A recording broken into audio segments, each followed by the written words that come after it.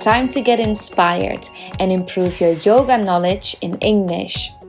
You're listening to Your Yoga in English, a podcast for yogis and yoga teachers that speak English as their second or third language and want to practice or teach yoga worldwide. I'm Annie, the founder of Enga Unite, and here to guide you on the way to become the confident and knowledgeable English-speaking yogi you want to be. Hello. Good afternoon or good morning, good evening, wherever you are in the world. We're here for our weekly chat, a weekly mini training. And today we're going to speak about 3 things new and yoga teachers in general often forget. And that will be either forgetting or neglecting. And I'm going to explain what those things mean just in a moment. We're live on Facebook, live on Instagram. If you're watching on Instagram and you're on Facebook, join our Facebook group as well. It's called Teach Yoga in English Support Group. And there we share tips and techniques for yoga teachers that want to learn how to teach in English. So if you're not a member yet, I would love to actually see you there as well. So the things I'm going to speak about are actually kind of an extension of the chat that we had last week.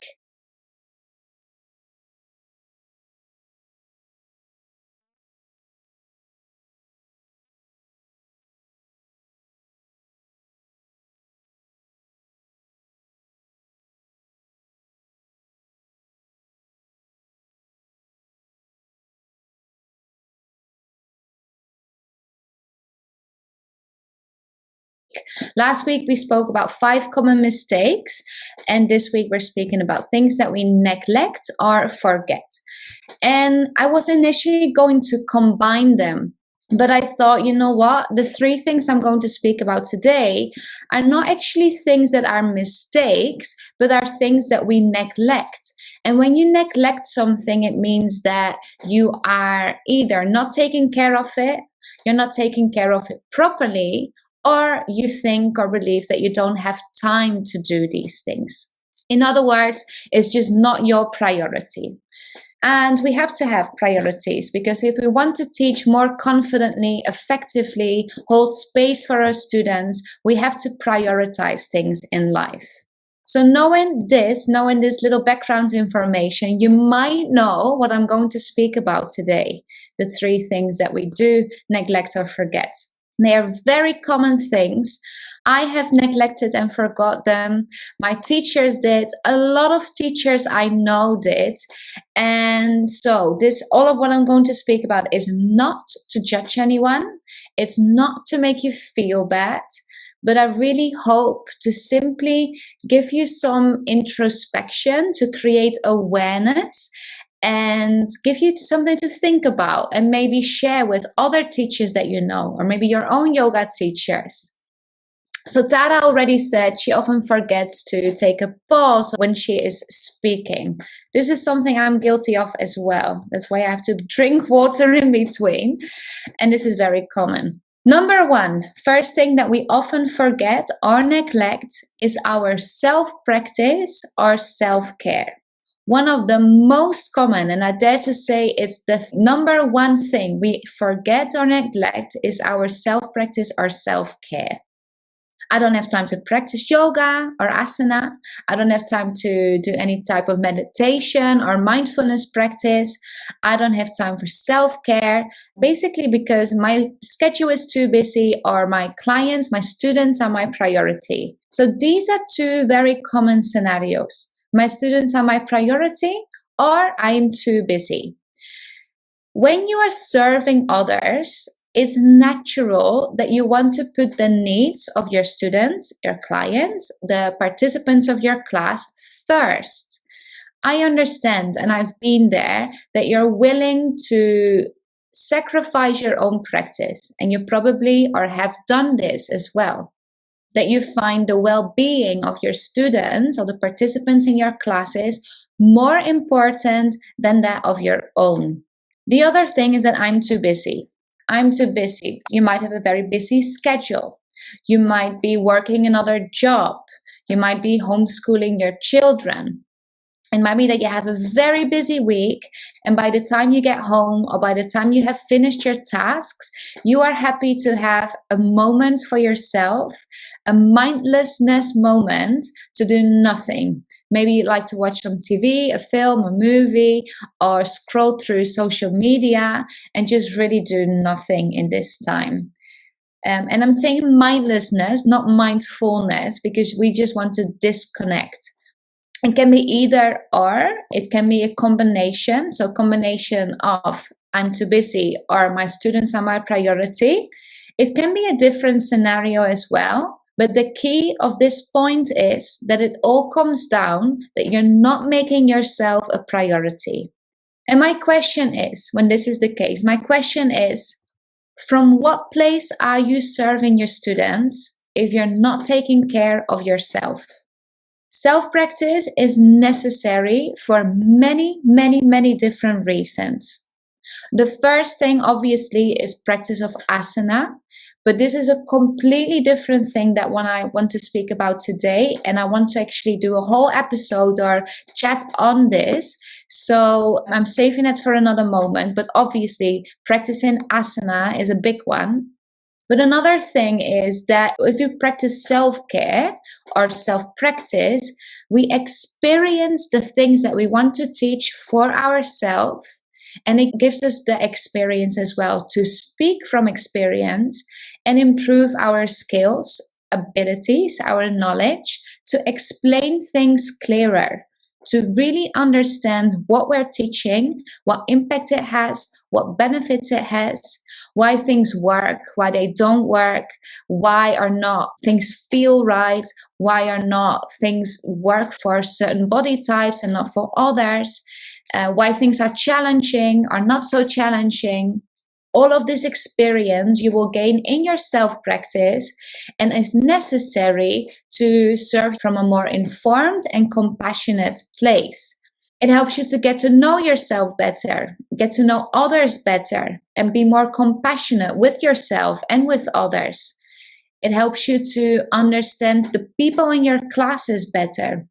And the most important thing, well, not the most important, but one really important thing of self-practice is that as a teacher, you're setting an example. You are in the role of a parent or a role model. Your students take you as a living example. They aspire to be somewhat like you. I hope in a healthy way. It doesn't mean that they have to be obsessed with you or look up to you. To look up to someone means that they really adore you and want to be like you. That's not really the case, but they do take an example from you. So if you're not practicing any type of self-care or self-practice, they have nothing to follow as an example here. You probably are teaching. You are teaching because you want to share how yoga has changed your life, how yoga has improved your life and make you a better person. So to really show your students how it has changed you and how it's constantly changing you, because it's not just one change that happened once in the past and now that's done, it keeps going. So we need to keep practicing to show them. We need to keep practicing to show them, but also practicing for ourselves. And with a self-practice, I don't mean that you have to practice yoga asana for an hour and a half or 3 hours every morning. You don't have to have an dinacharya every day. So that's an Ayurvedic routine. You don't have to do an hour of pranayama or meditation, because self-practice can be whatever helps you to check in with how you feel, to check in with your senses, to recharge your batteries, to obtain the energy you need to fully be present, grounded, hold space for your students, and serve them from a place that serves them. Okay, all of these practices help you to help others, support others, guide others, and explore their yoga journey for themselves with your help and support. So your self-practice could really include the obvious, asana, meditation, pranayama, but it could also be a bath. Going for a bath in the morning or in the evening, a walk in the park, or reading, listening to a podcast. anything that helps you to recharge your batteries or to really gain the energy you need to serve your students. All right, I hope these have given you some ideas as to what self-practice could mean for you, but this is your job. It's your job to find out what works for you. And also this is part of teaching, exploring all the options, exploring new things, exploring different things to help your students explore these things for themselves in return. So number one, the things that we often forget or neglect because we either don't have time, because we're very busy, or our students are our priority. The well-being of our students are our priority. All right, going to point number 2, we forget is taking time before class. My question is, how do you arrive to your classes? What do you do just before your classes? There are many different things possible here, and there's no right or wrong answer here. But what do you do before your classes? Do you live in a busy place, and are you often stuck in traffic before you get or arrive to your class? Do you homeschool your children and maybe teach between these activities, the activities at home, teaching your children and teaching your own students? Do you work another job from home or at the office? And do you have meetings just before your classes, which maybe are extended or they go over time and you only have 2 minutes left before you actually enter your class? So many teachers, and I have done this myself too, show up to the class the moment it starts. Some even arrive late. And you know, sometimes life really gets in the way. Life is surprising. Life is unexpected. We can't anticipate for everything that could happen. But you know the difference between not being prepared and life being in the way. You know the difference between showing up fully in the present or having many unexpected things that you couldn't anticipate for, and that's why you're late or arriving on the dot. It's so important that we take time before our classes. It really is important to hold space, to be there for your students, to teach your class with care, confidently, and from a grounded place. One thing or one tip I have for this is to tell yourself your class starts 15 minutes earlier than it really starts. So, for example, my class on Monday starts at 7:30. I tell myself my class starts at 7:15. At 7:15, I get on the mat, move my body. I check in with how I feel in that moment.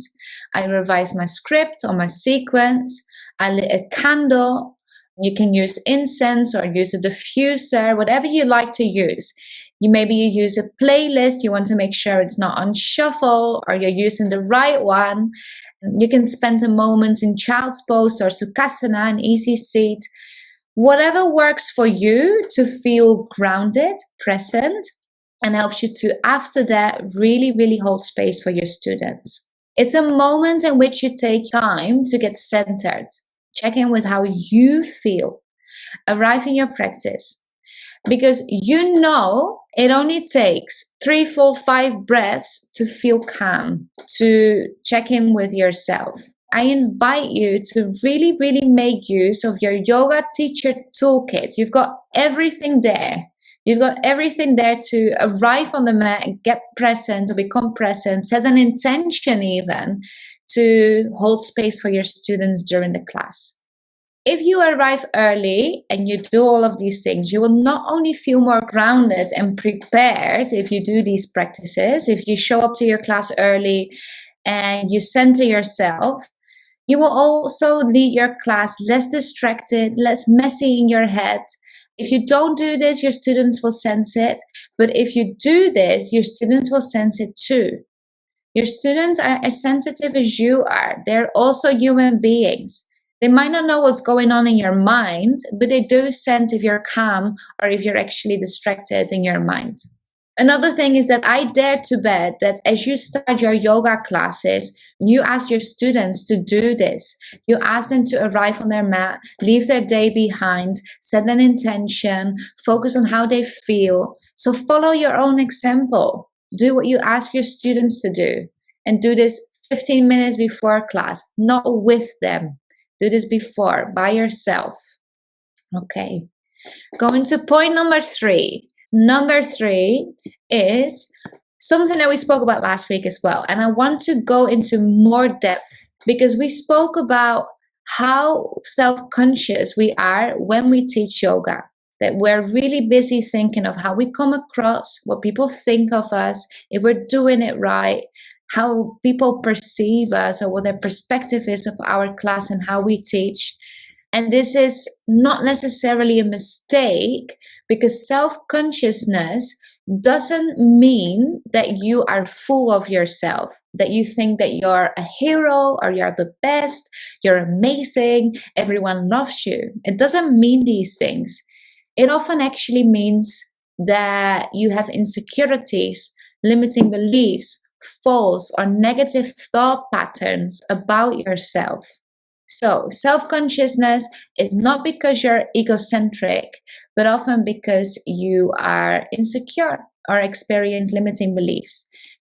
These limiting beliefs or these negative thought patterns can either come from childhood, from early experiences in your life, but they also can come from your first experiences as a yoga teacher.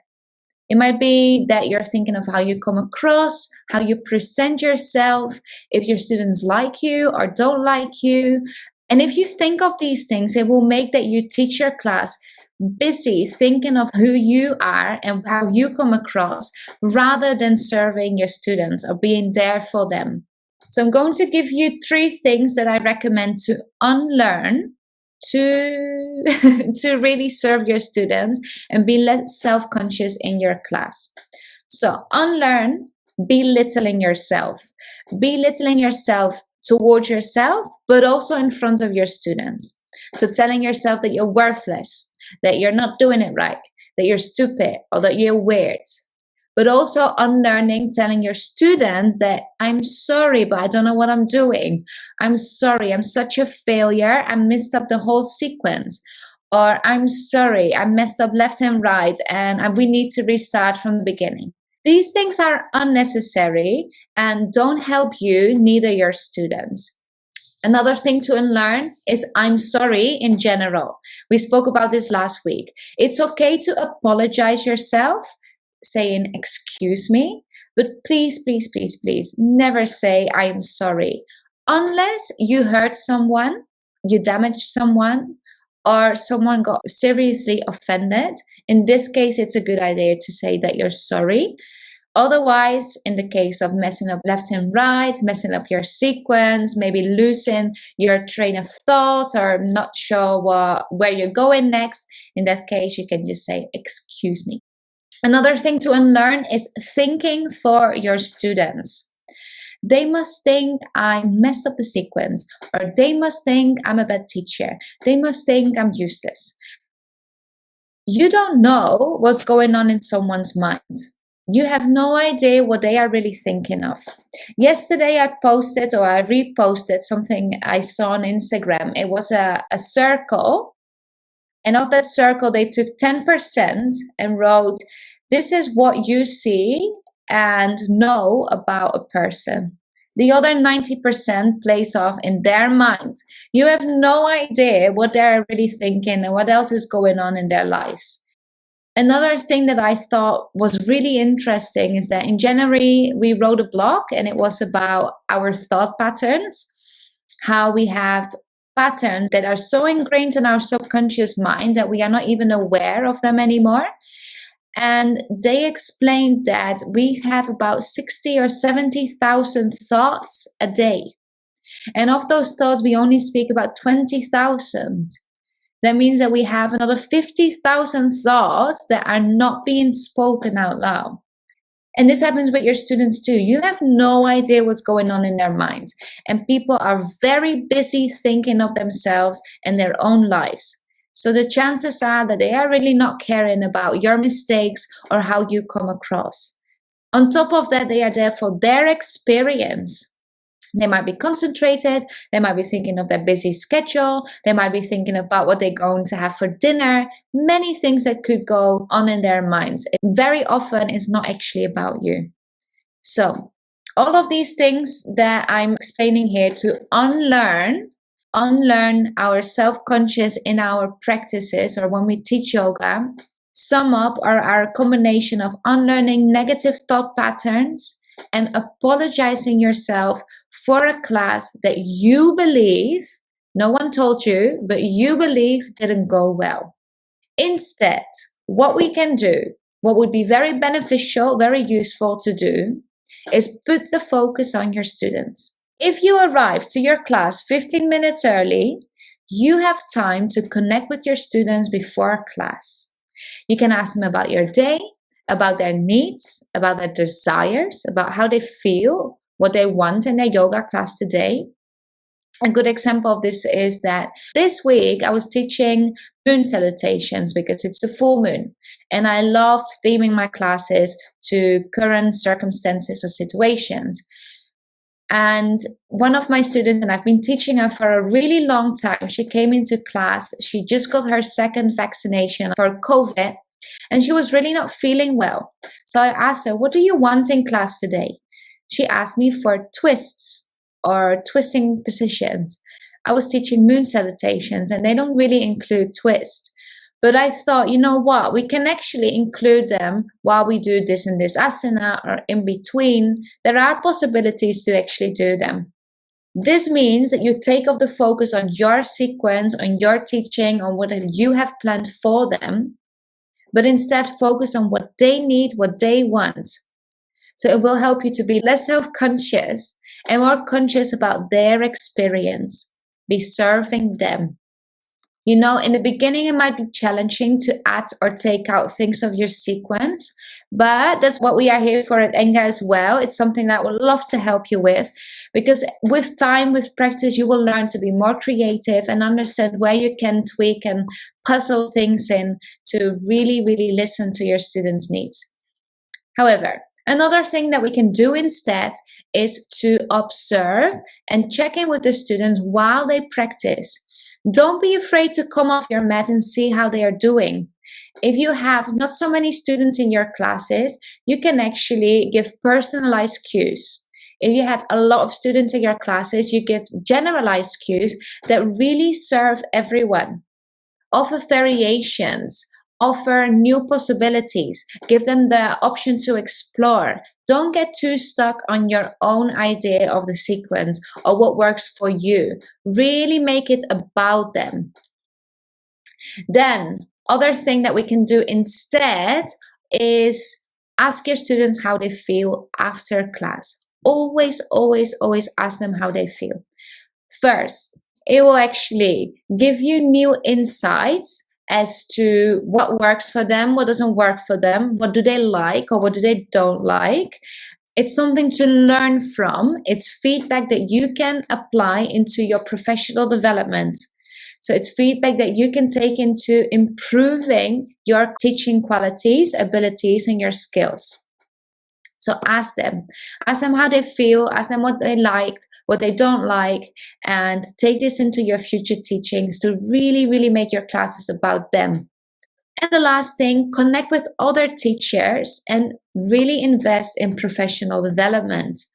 This is something we often forget, we often neglect, maybe because we don't have time, it costs money, you're not sure if this is right for you, or maybe you don't believe in yourself enough that you think that this is worth it. But I promise you, connecting with other teachers and professional development are necessary to become more confident, more effective, but also gain experience and really, really, really to become the teacher that you want to be, that you have in you. I believe you have it in you already. It's all there, but it takes this experience, all of the things that we went through today. So the self-practice, awareness, things that we teach, we have to practice ourselves to become the teachers that we want to be.